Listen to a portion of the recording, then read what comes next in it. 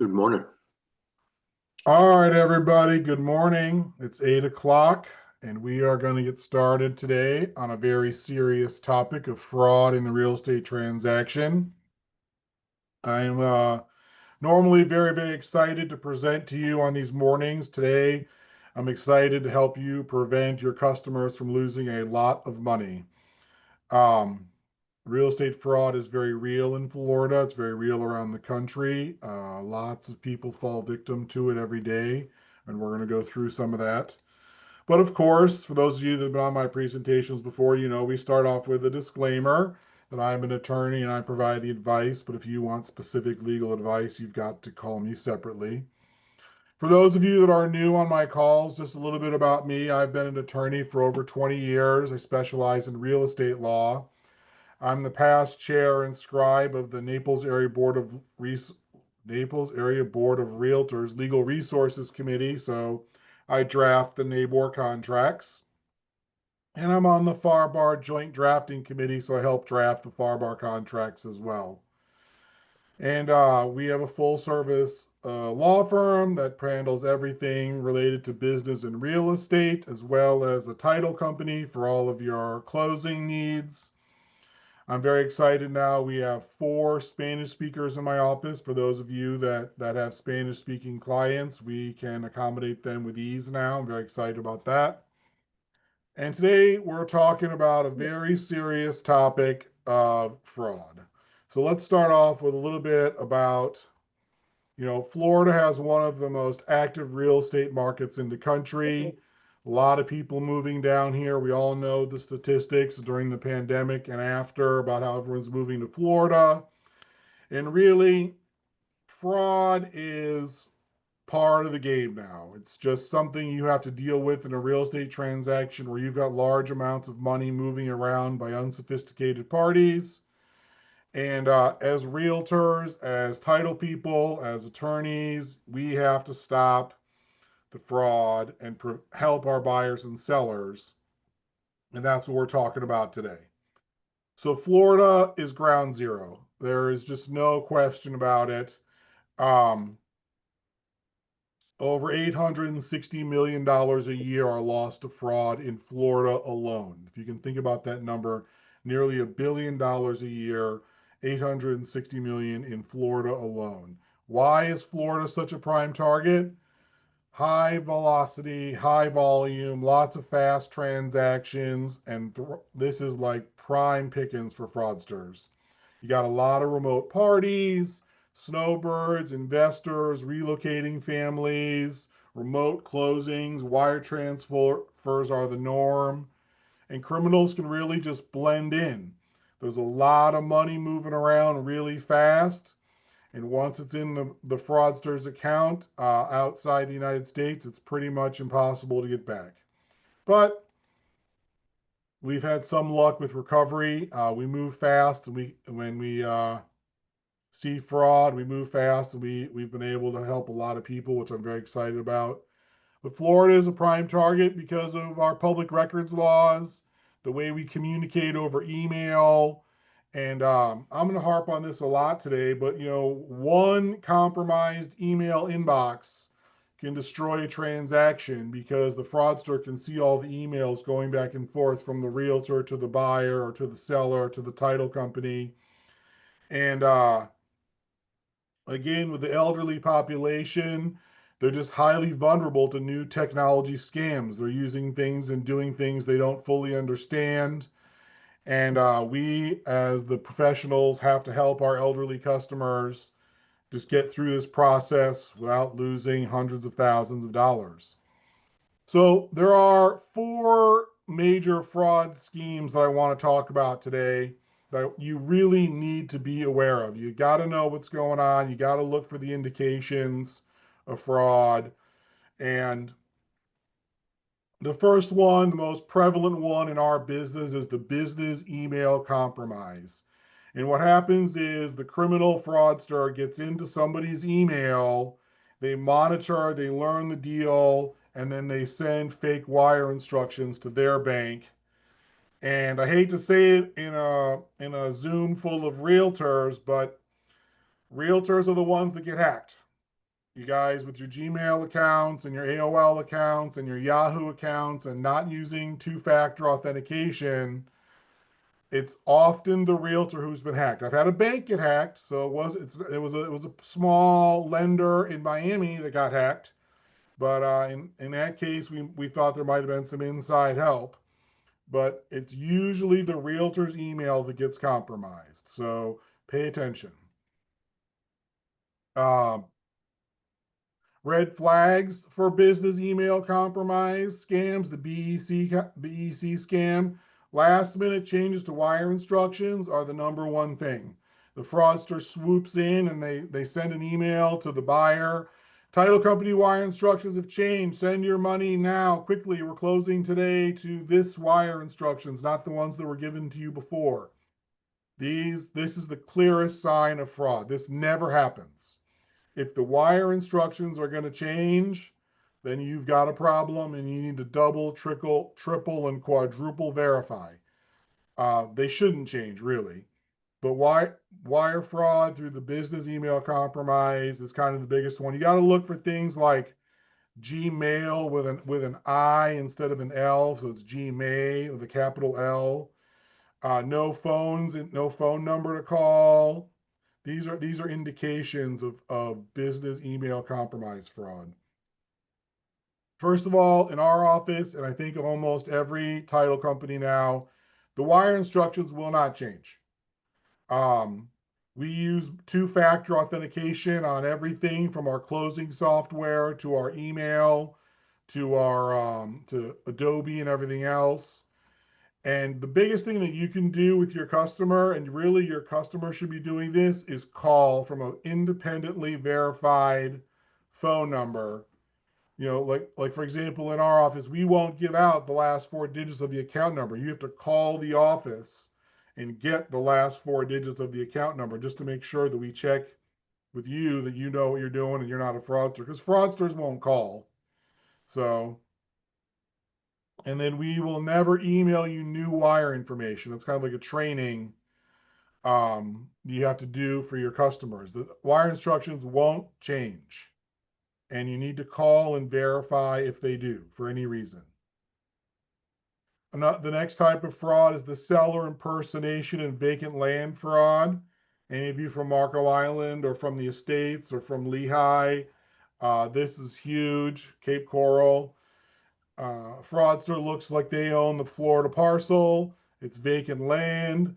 There's an out-of-state or international owner involved. They sell the property for a discount. They're looking for short as-is cash closings. A lot of these are lot fraud. And then the real owner won't even know until they may not know at all when the tax bill or notices change. Then they find out, it could be months later. And if you've got a motivated seller who cannot meet in person, who won't get on a video call, they want to close fast, they don't want to use the title company's notary, they don't want to use IntelliCheck or Verify ID. If the mailing address for the county records is different than what you're using for your customer, probably fraud. And then if they're very evasive about basic questions, like they've never seen the property, another indication of fraud. So how do you defend against this stuff? First of all, check with remote sellers, government ID, Google them. I should have put Google on this slide. It's your new fraud prevention friend. Look up phone numbers. You all, another thing that probably should be on this slide, you all as realtors have access to forewarn. I hope you all know what forewarn is and use it to check your people's phone numbers to make sure that you're talking to the person you think you're talking to. It's available through Florida Realtors. And then what we do is we require wet ink notarizations, or RON, if they can follow the know your knowledge-based authentication credentialing. Then we will use a RON, but normally we like to send a person, a notary that we select to the signing to deal with some of these vacant land frauds. I can tell you a war story real fast on this one. I actually had a client trying to buy land, and the seller was so brazen they took a forged passport into a German consulate. Like they walked into the American consulate in Germany with a forged passport to try and sign documents, and we caught them. So these criminals are brazen. They're very scary people. And video conference, get them on FaceTime, get them on WhatsApp, talk to them, see their face, check their ID. These are things that you're just going to have to do as a realtor now to make sure you know who you're dealing with. Next one is forged deeds. The fraudster will forge a deed using a complicit notary or just a fake notary. They'll steal the notary information off of another deed and just copy it. And then they try to borrow against the property, and the owner doesn't find out until later. Sherry, you're exactly correct. Deep video fakes are a major problem for remote online notarization. That's right. So video fakes are a big deal, and AI voiceovers. Like for example, fraudsters could go on my YouTube channel and pick up my information, my face, my voice, my videos, and then make a fake me and tell you to send them money. And that's just a really scary way that one of these frauds works. Anyways, deed fraud and forged conveyances, you're always looking for absentee and deceased owners, sudden mailings like we bought your house notices that you still own. Changes of address are common notices. Uh, the biggest thing that I will say about deed fraud, it's very hard to prevent, but you can catch it quickly. Every county in Florida, every county clerk in Florida now has an email alert system that you can sign your customer up for. So if you're a buyer's agent out there, I would get your customer as soon as they close, and we tell them this in the closing, sign up for the county fraud alert message. So at least if something happens, you'll find out about it immediately and you can move to stop it. Um, Keep your purchase documents and your owner's title insurance policy handy in a safe. Big deal, because if the deed does get filed, we'll need to move quickly to get it resolved with a quiet title. The next fraud you have to worry about is the payoff and closing letter scam. Very similar to the other ones we've talked about, but they try to get the escrow company to send funds to a mule account instead of the rightful lien holder, like the lender or the HOA. So this is more of a scam that comes to the title company, but you need to be aware of it because you may be copied on it. If you're looking for payoff, if you information that comes from an odd place, I'll tell you this: most of the banks still use fax for payoffs. It's more secure than some of these other operations. Some of them have portals now, but the payoff scam is kind of a big deal for title, more for title than for buyers and sellers, but it can obviously affect buyers and sellers. Red flags: if it comes from a shared drive, the payoff statement, or unfamiliar domain, no letterhead, or a request to rush the wire. These are red flags for the payoff and closing letter spoof. And to defend against them, you have to go through lender portals, only use known contacts. You got to call the institution from the website phone number, not from the payoff statement phone number. And then in our office, we keep a directory of numbers so that we know who to call internally to a lot of these lenders. And as a realtor, you should probably start doing that too. Like, for example, if you put my cell phone in your phone and then somebody calls and says, "This is Sam Saad," and it doesn't pop up as Sam Saad on your phone, it's probably a fraudster. Few other little scams in Florida to worry about. The short-term host scam, where they put like homes for rent. They collect deposits when the home is not actually for rent, because people try to rent over the internet without actually seeing the property. They'll steal identities and try and qualify for loans. That's gotten a little bit harder. The appraisal manipulation has gotten harder, but that was a big deal back in the 2010 era. And then the notary fraud is a big deal now, where people just steal notary information right off of other documents and just notarize deeds and other documents without with impunity. So some red flags. I'm going to go through some for buyers, sellers, and realtors here. And any email that changes wire instructions, just assume it's fraud. We use Qualia's Connect portal now in my office, and we transmit things over secure email. If you are being asked to wire to a personal account and not the business account of the title company, or lightning fast closing and not using standard IDs, these are buyers, red flags for a seller trying to commit fraud. Other side, for sellers, if buyer assigns or won't use an equitable, reputable escrow company, they're using some out-of-state operation, or if they're sending proof of funds that are screenshots and not bank statements, those are all indications that they don't really have the money and they're trying to do something. And then remote notarizations can be a big deal, though that's getting better. The KBA is helpful for remote notarizations, but even that can be defeated now with AI. The other thing about AI, I got to say real fast here, is they can commit fraud at scale now.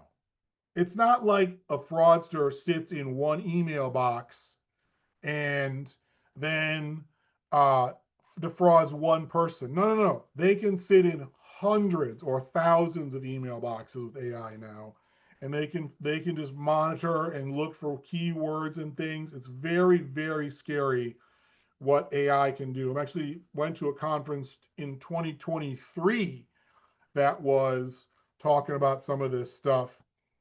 Um, Very scary about what they can do now. Now, for agents, things that you can do: look for communications from slightly altered email domains or unexpected file share links. These are where you get hacked.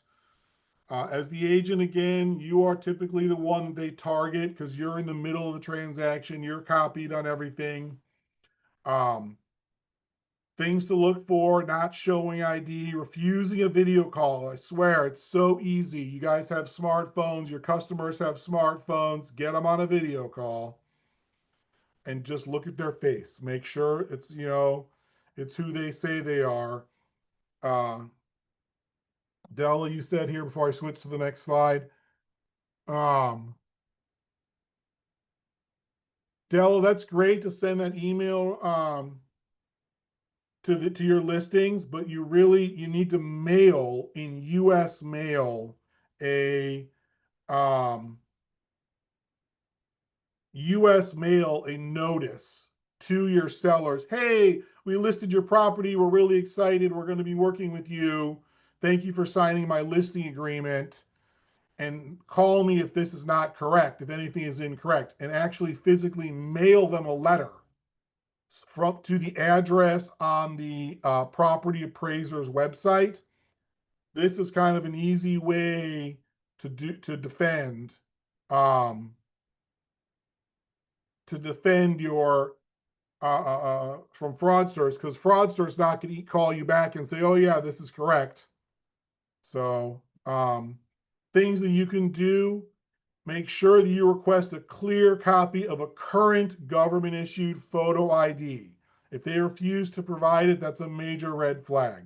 Look at public records, use forewarn, and make sure everything matches. It should all match. The deed name should match the ID name, the photo, if you video call. And then the other thing you can do, this is a great tip: tell them you need the original deed. Um, uh, you never know. If they don't, they may not have the original deed. It's not foolproof, but if the person has the original deed, or the original survey or the original title insurance policy or some of the other documents, they're probably not a fraudster. But it's just an extra test. Um,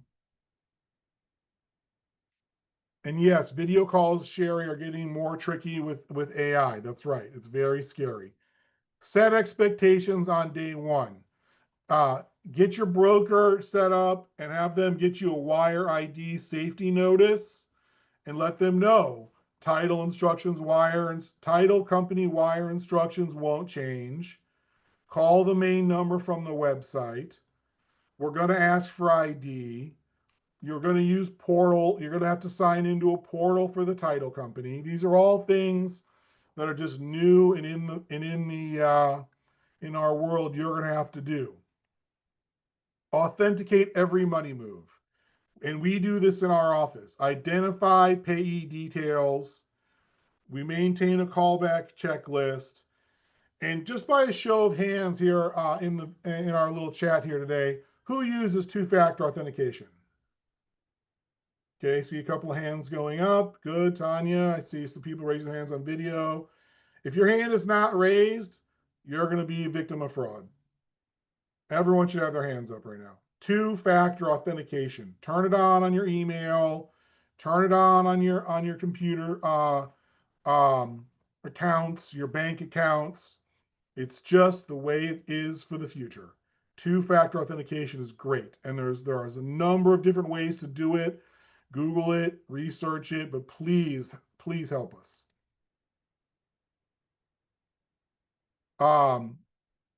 Again, knowledge-based authentication for remote signers, tamper-evident recordings and strong ID checks when you do remote online notaries. And then we won't really do a RON signing for vacant land in some of these high fraud areas. We send a notary to the person. It's a remote notary. It costs, it's a human notary. It's not remote, not video, and it costs the same as a remote online notary, sometimes less. So it's a better deal for the customer, but you just got to do it. And then the other thing is, strengthen your deal terms. Get earnest money into an escrow account quickly and make it a healthy amount.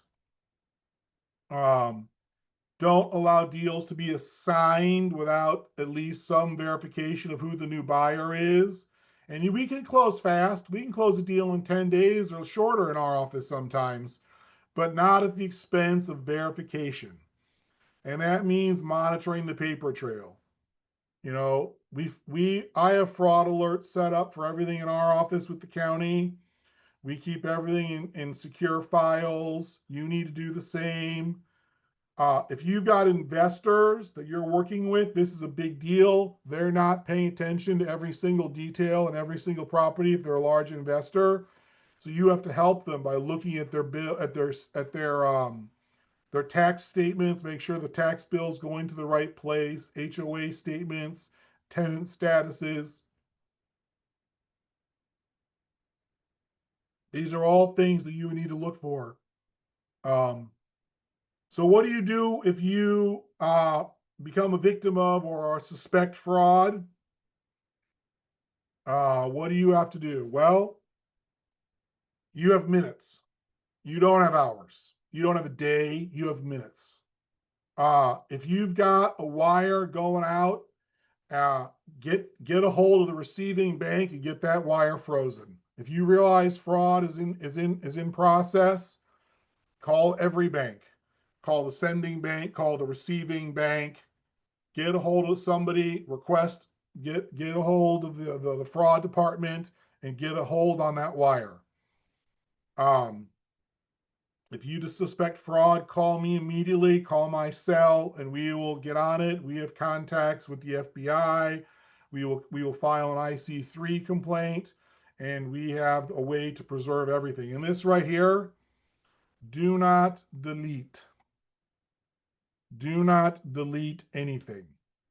Just save it all, because the FBI can run those headers and they can try and find some of these fraudsters. For deed fraud, we need to get an injunction. We need to do a quiet title. We need to let the clerk know There may be a title claim.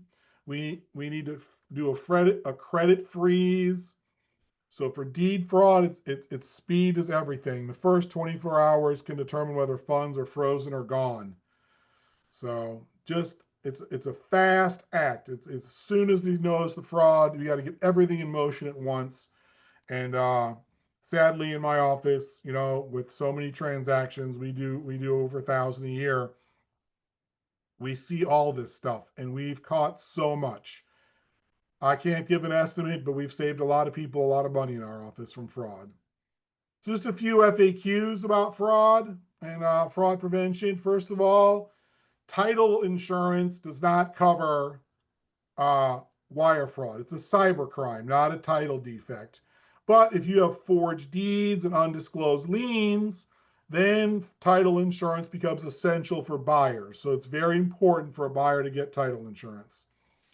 Remote online notarizations, are they safe? Well, they can be, but you've got to use a highly reputable company. It's got to be approved by the underwriter for the title, and make sure that they've got security in their system. You should ask if you're getting involved in Iran and you're not using me for closing, who do they use and what is their security? Um, my client insists on using their trusted notary. This is not okay. Um, this is really not okay. We would need to independently verify and do a video signing.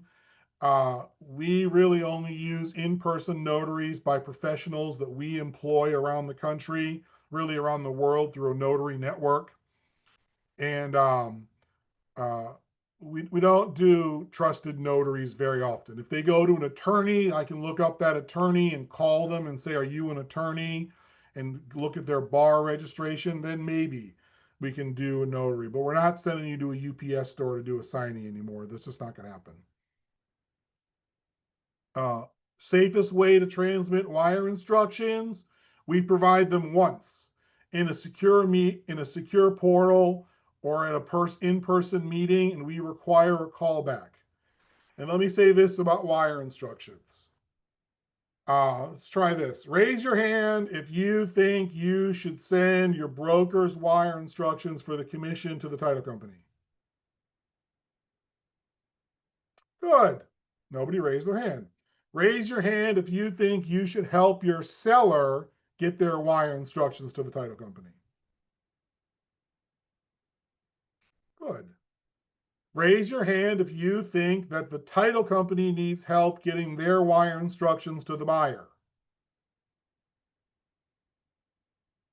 Good. Correct. Realtors should never touch wire instructions. Not even really, other than your own. If you're allowed to do direct pay at closing, there's really no wire instructions that you should ever mess with. If somebody sends you wire instructions, don't forward them. Send them an email back. Thank you. Please transmit these directly to the title company and give them info@paradisecoasttitle.com. It's so scary. Some realtors just insist on being helpful, and I love that about the realtor community. But when it comes to wire instructions, don't help. I see a couple of brokers on here. Jeff, can I call you out? Would you be really upset with the broker or the realtor if they forwarded wire instructions? I see Jeff unmuting. Uh,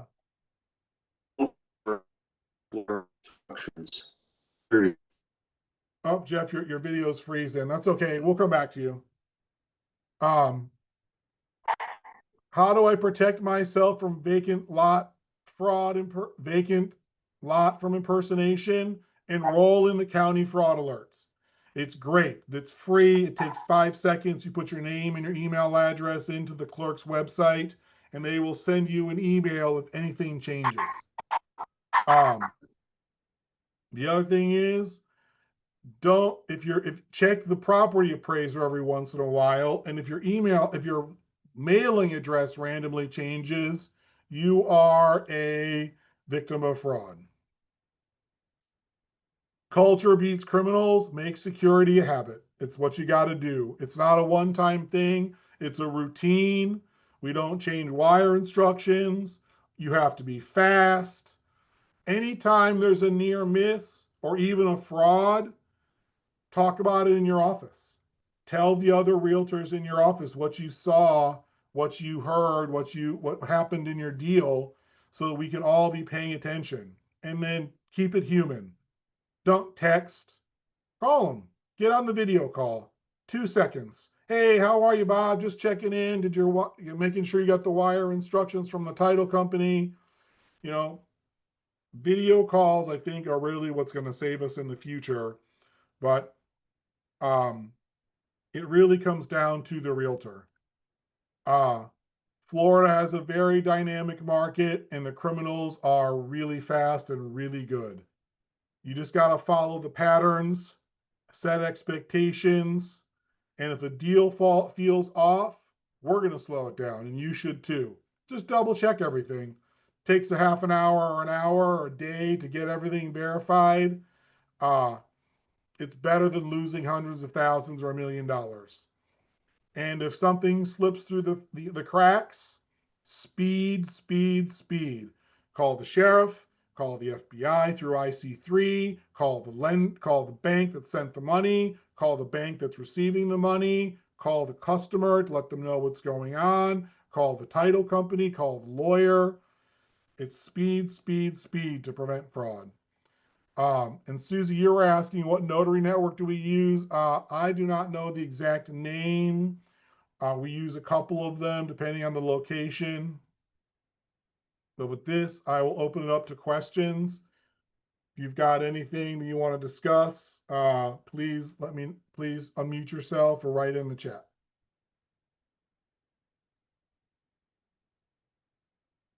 Anybody have any questions or thoughts about fraud?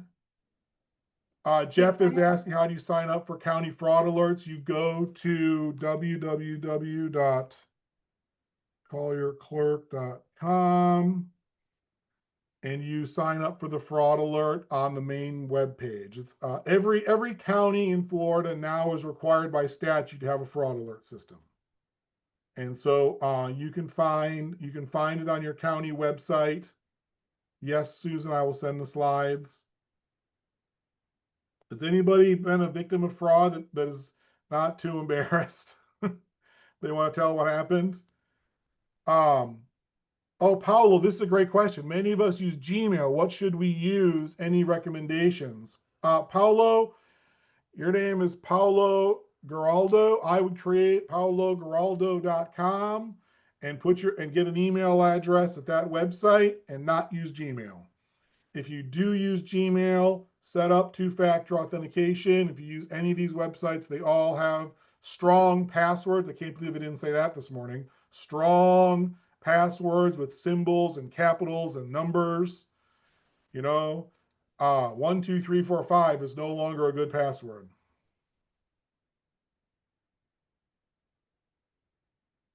Liz is saying that there's a company who produces contracts with photocopied signatures. That sounds a lot like fraud, Liz. Okay, and Michael's saying you can do a secure Google email. That's good. If they can do secure email at Gmail, that's great. But if you send me an email from AOL.com, I assume that you've been hacked. And this is the way it is. And we call you and confirm everything. So if Gmail's got a secure email, that's great. I suggest for those of you that are on Gmail to please switch to that. Okay. Any other questions or thoughts? That's another one. Great. It's another great one, Jeff. Yes. Do not forward your secure company email to your unsecured Gmail account. Use the secure email. That's so funny.